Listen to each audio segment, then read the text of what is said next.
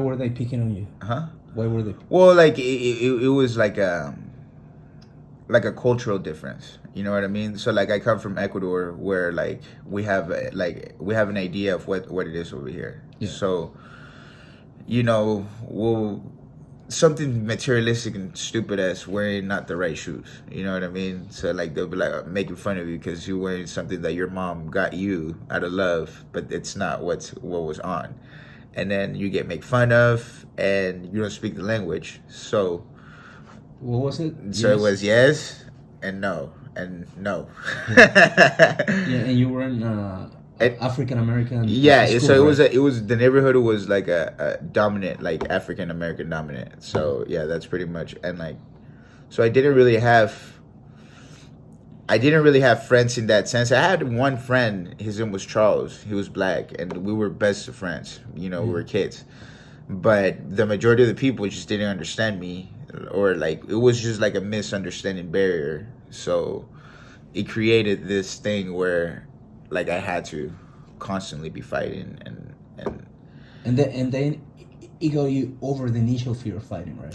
right. Well, it wasn't. I never had the fear, which was weird because in Ecuador, I never had to deal with bullying. You know what I mean? I didn't know what bullying was until I came here, and then you find out the older kid, messes with you because he thinks you're small, and then I just never liked that. So I just kind of was like, I don't care how small I am. I don't care. I'll hit him with con el palo, with whatever I had in my hand. And then, Dude, that's like Kevin Gastelum's story. And all these guys, Jorge Masvidal, they all say it came from bullying and everything that they had to learn how to fight. And, right. Well, it was weird because it's like but the thing is, like, I didn't look for it. It kind of it was just what it was. Like, it was always like that. But then also the fact that I have a very like hyperactive like demeanor, personality. Like I'm always like myself. I'm always going. I'm so that kind of didn't help neither. So if I like somebody was asking for it, I was finishing it no matter what. Yeah. And then I came to Las Vegas when I was 12. So I got off that. So okay, so I went from a African American neighborhood in Irvine, California, and then came to Las Vegas because my dad got a job opportunity here in Las Vegas. So my father was like, okay, well, let's come to Vegas. We're gonna try something new. I go to Vegas, and then my parents go check out these new neighborhoods. And then like during the day, they're all beautiful neighborhoods, like quiet, peaceful. So then my parents are like, okay, let's come move here. We go back to California, bring the stuff. We show up there, and it was the neighborhood, era el barrio. You know what I'm saying? It was hood. So then I really had to like throw my and I already came with that mentality where I had to fight. So I already knew what was going on. This was just worse. It was just bad. In here, it was more like racial. It was weird because it was I went to the schools that we went to. They weren't zoned. So the way it works is you're zoned for better schools that are like better level, like higher, like not necessarily raised, but like people with not involving gangs, like higher statures, maybe by the neighborhood, by the zone. And I was zoned in a place that looked nice, but it just wasn't. It was the hood, right? So it was bad. It was constantly, it was Latino Mexicans, African American blacks, and there was that. Like it was like a racial fight always. Like it was crazy, dude. It was like gangs. Like they will like collide in this 7-Eleven and they will fight by the lots. And I'm Latino, but I never associate myself with Mexican gangs because we have different cultural differences. You know what I'm saying? So like even though I spoke Spanish, I was never affiliated with anything like that, nor blacks. But I got along with everybody. But there come to the point where both of them had to come pick on me because of it. So there I was at this freaking 7-Eleven when there was blacks versus Mexicans, and there I was fighting both of them. So it was never good for me. It was always like I always ended up that tight, and then it just developed. Then we moved into a neighborhood that was a bit nicer. And then I met this guy, Big Brian, and he had two sons, Samuel and Sheldon, rest in peace. Like at that time I was 14, 13, 12. I was 12 years old actually. And they were older than me. They were 16, 18. But Big Brian was a boxer, a professional boxer. So what he did was he gathered us on the weekends to box in the backyard. So we'll train throughout the day, and then at nighttime we'll box. Like at the week, it was like a big spectacle. Like the parents from the neighborhood will show up and then watch. And then there I was again, once again, like, you know. But this time I learned, because then I learned how to box. I learned how to boxing real boxers. They were older than me, so essentially I had to get better. So I started with that's how I started with boxing. Then I went to school here, and I was already getting older. I was in middle school, and I'm in this Spanish class, and I meet this kid. He's from Ecuador, right? And then he's like cracking Ecuadorian, and then something I hear, a familiar accent, a sauce, Ecuadorian sauce. And this is this kid from Ecuador, Nelson Suarez, right? And then I'm like, and he's goofy as hell, and like, you know, but so right at the bat, I became friends with this guy, right? So I'm like talking to this guy, and I'm like, yeah, my dad used to be a swimmer in Ecuador. And he's like, dude, my dad was a diver in Ecuador. He was like, no way, my dad used to train in the Piscina Olímpica. And then he's like, no way, my dad used to train in the Piscina Olímpica. It turns out that his father, when my dad was an Olympic swimmer, his father was an Olympic diver, and they were friends. His name was Nelson Suarez. And it's small world. So, but his jiu-jitsu. So his dad, he was a jiu-jitsu practitioner. Nelson. So that kid, he was tall, 14 years old, goofy as hell, choking out grown men, putting them to sleep at 14 years old. Right? So right at the bat, he takes me to the gym, and then just my brute strength kind of like kept me. I loved the sport right away because they put me with the instructor was a brown belt, but he was a smaller brown belt. And then I was just, I didn't know anything, but I was just strong. So I was able to keep up, not get submitted. And the sheer fact, I loved it. I fell in love. I fell in love with jiu-jitsu that day. At 14 years old. From then, I never stopped training jiu-jitsu. Kept on doing jiu-jitsu. Then I did wrestling in high school, which helped my jiu-jitsu, but wrestling is more aggressive. Jiu-jitsu is more technical. Passive, not necessarily, but it's more about looking for the technique to get a submission and to get to position. Wrestling, it's all about precision and aggressiveness. So I was cheating in wrestling a little bit because I'll pull submissions. Like I'll choke somebody, like a little bit, and then I know that they're going to sleep, and then boop, I'll take them down and do my wrestling move, which you can't submit in wrestling. Like, so people didn't know what the heck I was doing. But I was training my body to be explosive and aggressive, like wrestling. So I was successful, like from the beginning of my high school years to the end on wrestling. And then I came back to jiu-jitsu and MMA, and something about that, like when I was like, so all that information I had with jiu-jitsu was stored in the back of my head.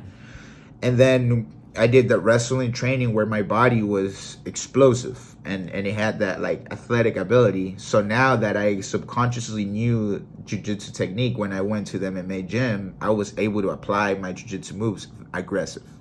So I was able to do my jiu-jitsu stuff aggressively. So I was very successful in that note, because jiu-jitsu people are very like slow, like not aggressive. So now that I know my jiu-jitsu moves, I do them in an aggressive way. So I'm constantly passing guard, constantly. So I became very dominant in that area.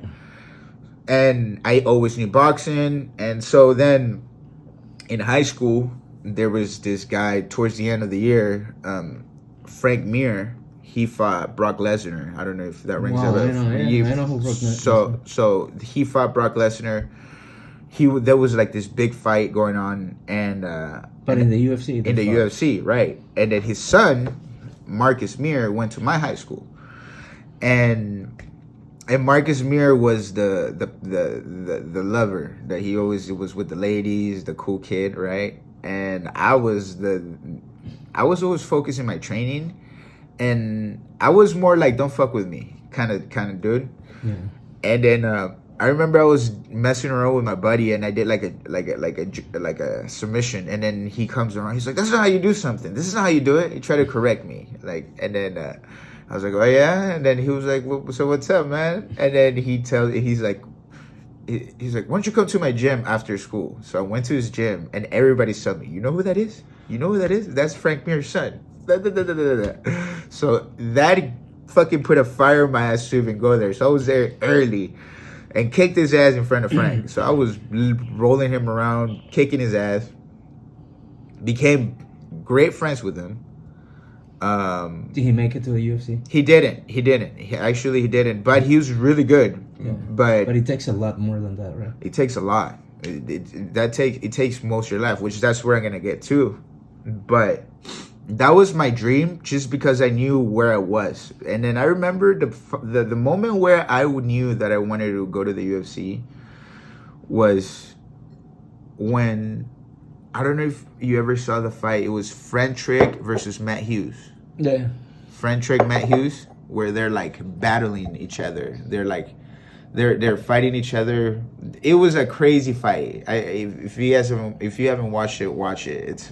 It's Frank Trigg versus Matt Hughes. That's like an epic fight. I mean, it's one of them's winning and then the other one's winning, and it's I was just staring at the TV and I'm like, holy fuck, that's what I want to do.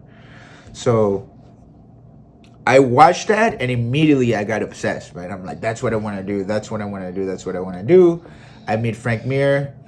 At that time, so the gym becomes my church, my daily church. I'm there every day. When Marcus was partying with the girls, I was training with Frank. So I was there every day. Like, I got sick about it. Like, and what did Marcus say? And what did Frank say? Well, Marcus, me and Marcus ended up being friends. Yeah. But like, again, what did Frank say? Hey, I think you have if you pull it. Well, no. What Frank did, he see, this is what it was. It's not about talking. It's more actions. The sheer fact that he saw somebody, like, I felt that every time I saw him, and to this day, a lot of the things that like I learned throughout life are from stuff that like we learned at the gym from Frank. So it's the lessons that you taught that tells you, hey man, I'm giving just the knowledge that is sharing. That's to me that speaks more than somebody telling me, hey man, I care for you. You know what I mean? Like, the lessons that I got were a lot more valuable than, you know. So that was like an under the wing type thing. And then every time I was just training, and every time I'll learn, and then I'll pick up something from them. Every time, just learn. Years went by, and Frank Mir was in this show called The Ultimate Fighter Show. And it was Frank Mir versus Nogueira, which is this guy from Brazil.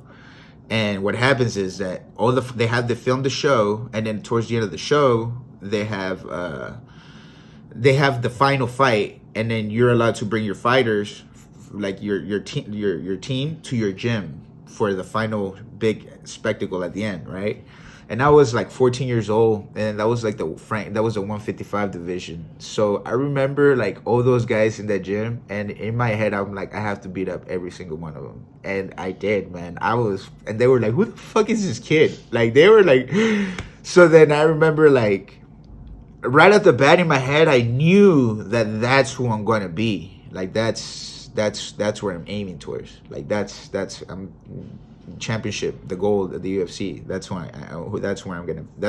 I have to be. This is where I'm like, it clicked. I'm like, I didn't ask for this shit. This shit came to me, and this is all I have. And it became like an identity thing. Like, it's just who I am.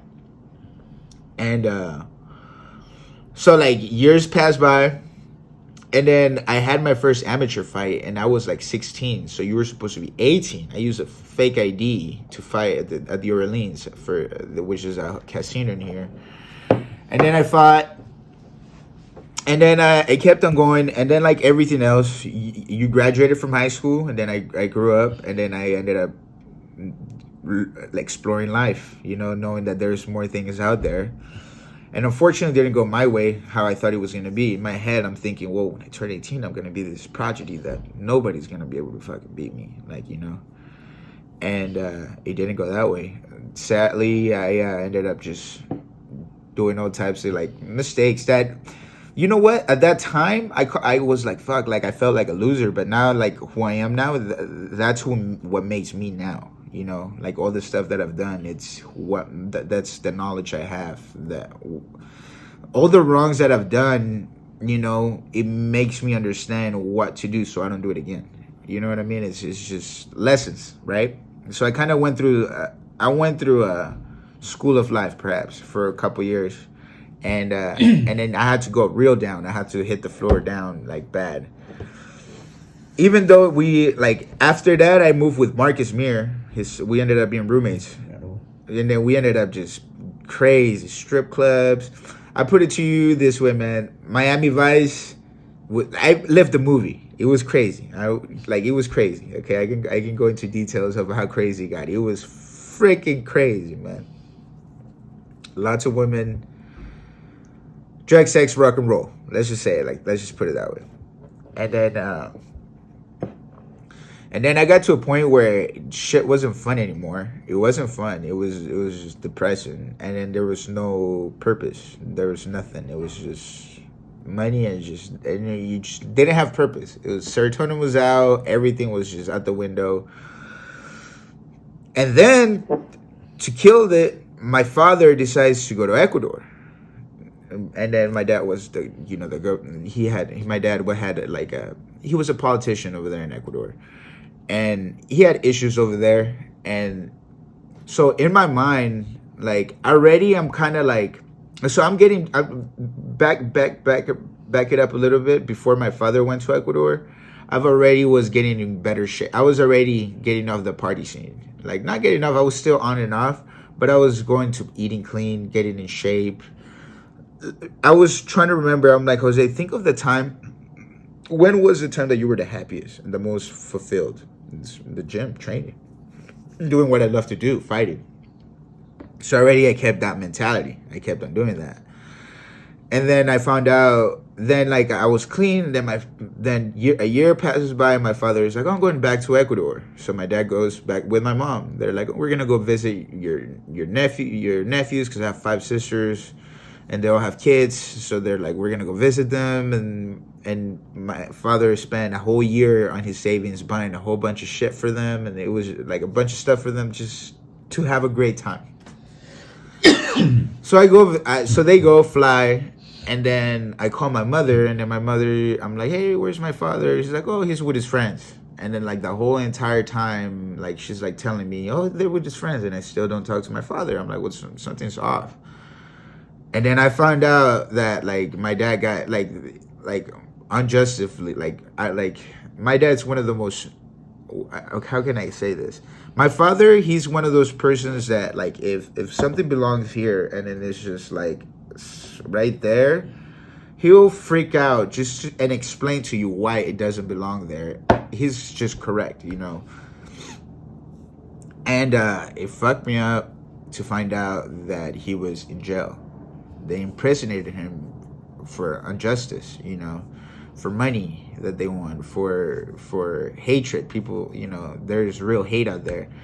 And my father is peaceful. He's a man of peace. But, like, I'm slightly different in the sense as in, like, I had all that. Like, that impacted me directly. Like, and then it felt crazy because I couldn't do anything over here. You know what I mean? I was here. So I found out a month after my dad's been in jail for a month that he is in jail. And my father, he's so straight that he's like, I can leave now, but I'm not. I want to strain this out because this is wrong, you know. But it just came to the point that it was so corrupted that everything is corrupted. Like all their systems is corrupted. So like you really don't have nowhere to go to. Whoever you go to is corrupted, you know. So there's no help. It's bad. And then like that anger reflected on me here to the point where I went bananas, like to the point where I went back to doing crazy shit like drugs and all kinds of stuff. And not only that, but getting in trouble in the streets. So like I didn't have compassion towards people. That nice me didn't exist, simply because in my head I was like, shit, the one thing that I think look as clean, as somebody that, you know, like the least person that I expect to be like going through this kind of hell, it's going through that, you know what I mean? And it's like, why all these piece of shit people that deserve to be there? Like, what the fuck? Like, I just turned into a demon in a way. And I literally didn't give a chance to anybody. So I was hurting people. I was walking up to gyms and looking for fights with pros. And literally, like, I'll come broken face. Like, I got crazy. And to a point that I ended up going to jail myself here.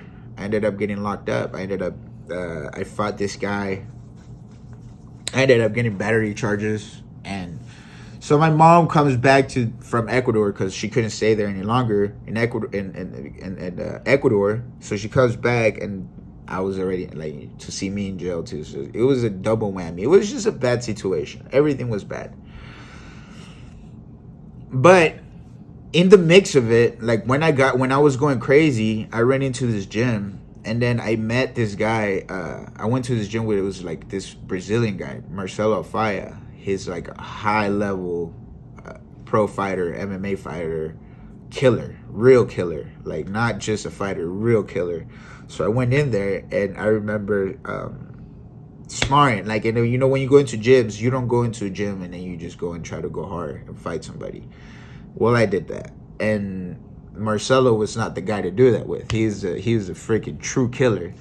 So we had this epic freaking death battle, man. Like, I'm talking like blood all over the place, freaking like, oh, it was crazy, man. Crazy. And we kept on going at it, and then he was like, who the fuck is this guy? Where did he came from? And so I became friends with him, but he brought me back to fighting, to real fighting. He's like, hey man, I can get you a fight. And then I ended up training with this guy, and my dream, my goal was like, my first fight, when I walk into the cage, I'm gonna have my father walk me there, because my father, mind you, I'm still with my dad, still in jail. And a year, long story short, a couple months later, hell and back up, I was able to make that walk with my father, my first fight with him. So that was a real special moment for me. So like to walk up to the cage, you know, to do my dream with my dad, that was special. But yeah, man. So like that just tells you that you don't know where life, like, you know, you don't choose, you know, where you're gonna be in life. Life kind of just, all you can do is your best, you know. Have your intuition, and then like go by what, because nobody's perfect, you know, like not everybody has you know, some people say like, oh well, you have great parents, you have it all, you know, but sometimes it's not about that. Sometimes life takes you in different directions, you know. So that's kind of like the whole thing. How did your father make it here?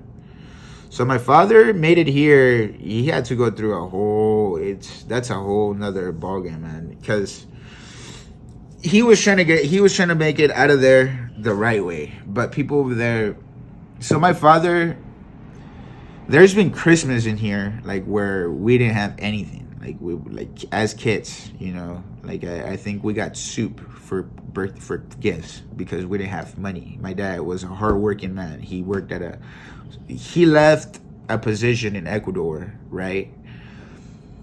Not with money, with absolutely no money, to work at a printing job, at a Burger King job.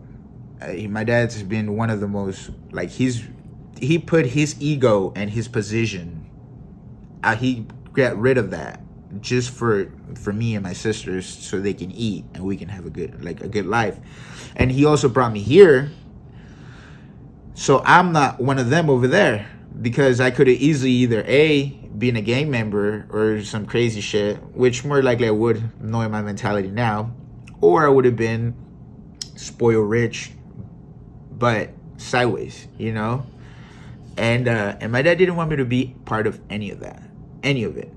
He wanted me to be myself, work for my money, work for my roof, over my head. And so he's never had money. So when he went over there, they were expecting this guy my father. Apparently, the picture they had of my father was this guy that left Ecuador with tons of money, And so my father did the right thing, went through the lawyers, my dad was a lawyer himself. So went through all his connections. And then even after the fact, even after the job, they were like, okay, well, we're going to let you go, but you need to pay X, Y, and Z amount of money, which was a crazy number. It was like, we've never had that here. Working my butt off. Where do you think we're going to get all the money? So the little bit of money that my father had, he saved up, he expended all. He dried out his bank account, all of it, just to get lawyers to clear his name. Until this day, he's still working to get his name cleared. And then they said, well, unfortunately, we're going to have to keep you in prison for 3 years minimum, just because. So, I knew that my father wasn't going to stay in there just because he's a man of right. And then if you do good in this world, at the end of the day, no matter what you go through, at the end of the tunnel, there will always be light. If you're doing good, if you're doing the right thing always, the right thing will. It doesn't matter what falls on top of you, you're always gonna come up on top. If you go by the right things, if you do good. And my father, that's what he was. He's a man of right, of doing good things. So unfortunately, he had to get away from. So he was in a prison, in Ecuadorian prison, which it's probably one of the worst prisons to be, because it's even in an American prison, I heard people say that American prison is a hotel in comparative prison in Ecuador. So I can't even imagine. So he had to go through medics, and he had to go through a doctor, and his heart, he actually was crazy because his heart really he was getting a heart murmur, which was his heart they detected something in his heart. So he had to go to urgent care, and they had to take him to this private hospital. So he went through this private hospital, and he had to get out of there. He knew he had to get out of there to come back home, because this is his home. Even though he's born Ecuadorian, his own country, his where he came from, it's so twisted that he can't call that home. This is home. This is his house, where his family is, where he raises, where he made it for everybody else, even over there. My sister's over there, So he knew he had to come back. So he had no choice but to escape. And it's a crazy word, because my dad's not that kind of person, but he had to escape. And so we can go through that, and that's just a whole. How do you feel that you wanted to go there and help him at some stage, or you fuck, I want to be in Ecuador with my dad? The moment that I found out, that's when I went bananas. I mean, it's not an excuse, but now that I rewind and think about it, that's what triggered me to go do all kinds of crazy shit here.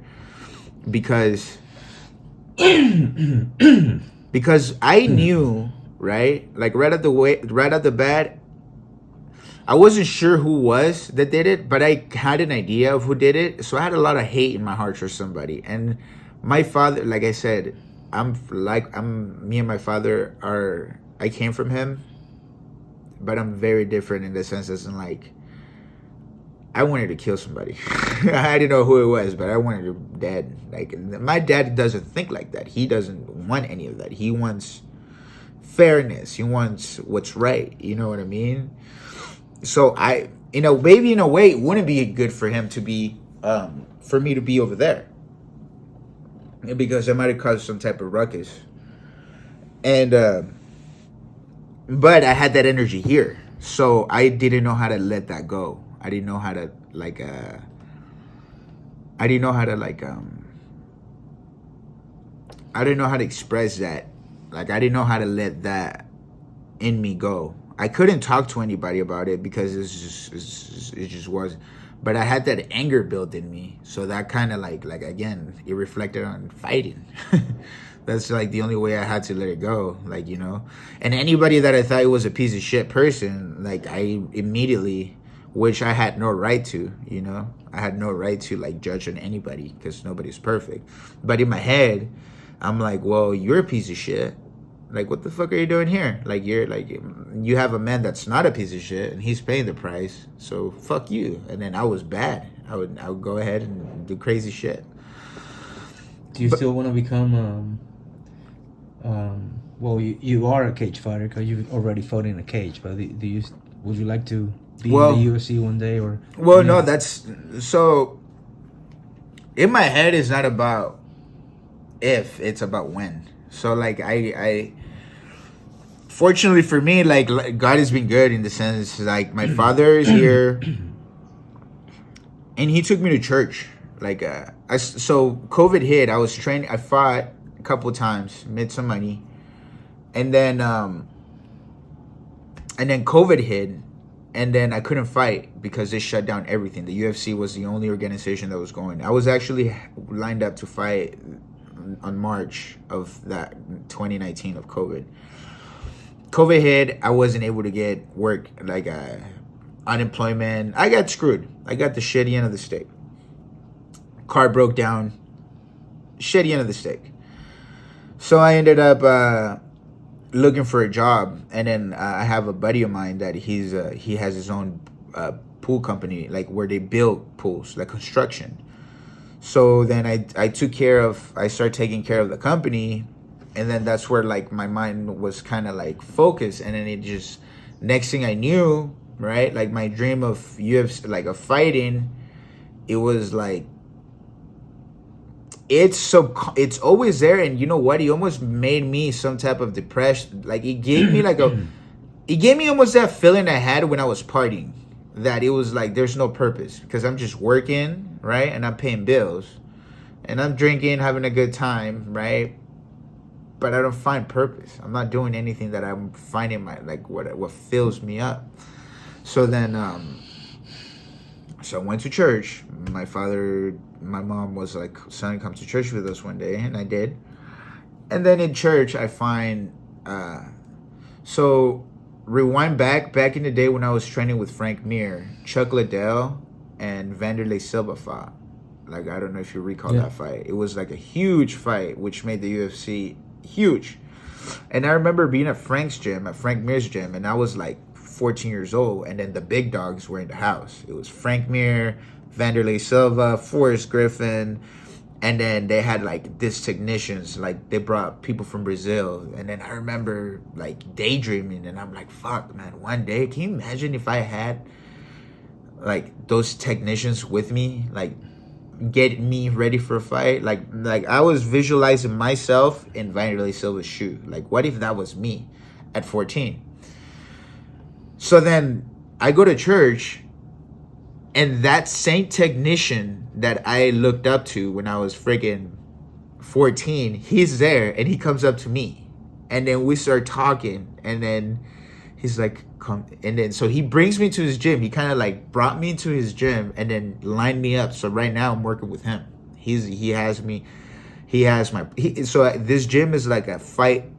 How can I explain it? It's like a fight lab, like a laboratory. You know what I'm saying? Yeah. Like, es una laboratorio de pelea. You know what I'm saying? Yeah. And then like this guy has everything from like what you're gonna eat, when you're gonna eat, how much is the weight what you're gonna eat, how much are you gonna train, when are you gonna train, when are you not gonna train, like everything that I never had for my fighting.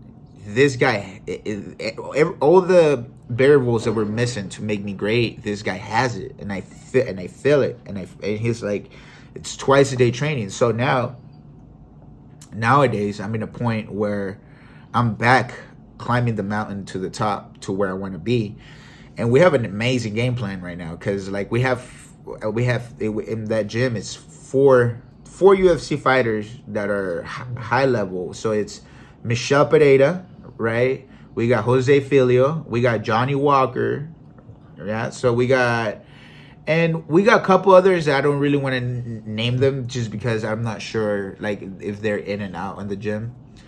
But they're high level guys, and I'm in the mix of this guys. So we're doing like live sparring, it's live. So, and it's like a focus. So it's like concentrate. So we're concentrating on what's going on, and it's amazing because in that gym, even though they have higher names, higher records, higher like statures, our coach, he puts us all in the same. We're all the same in there.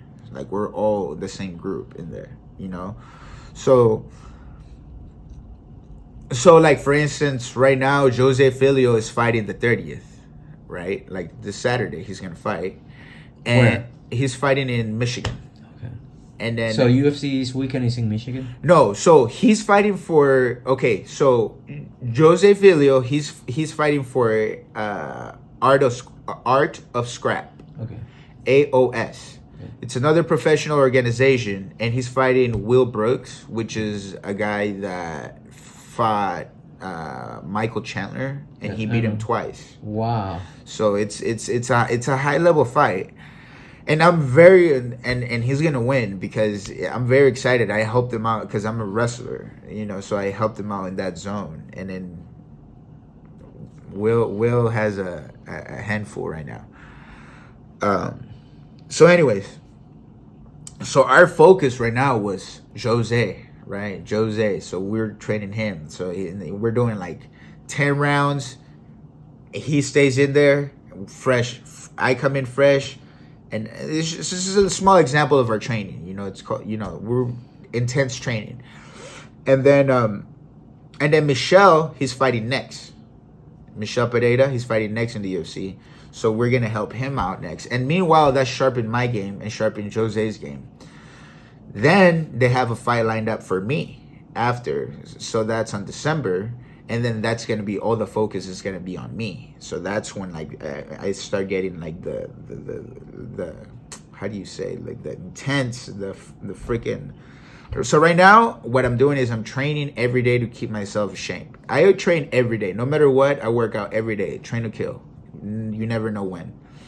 But then when we make it like juicy, the best, the peak, that's what we call the peak. The best shape, the best, that's going to be on mid-November. That's where I'm going to be like that. Like where I'm just going to be, you know, we're talking a minimum of 13 miles every day.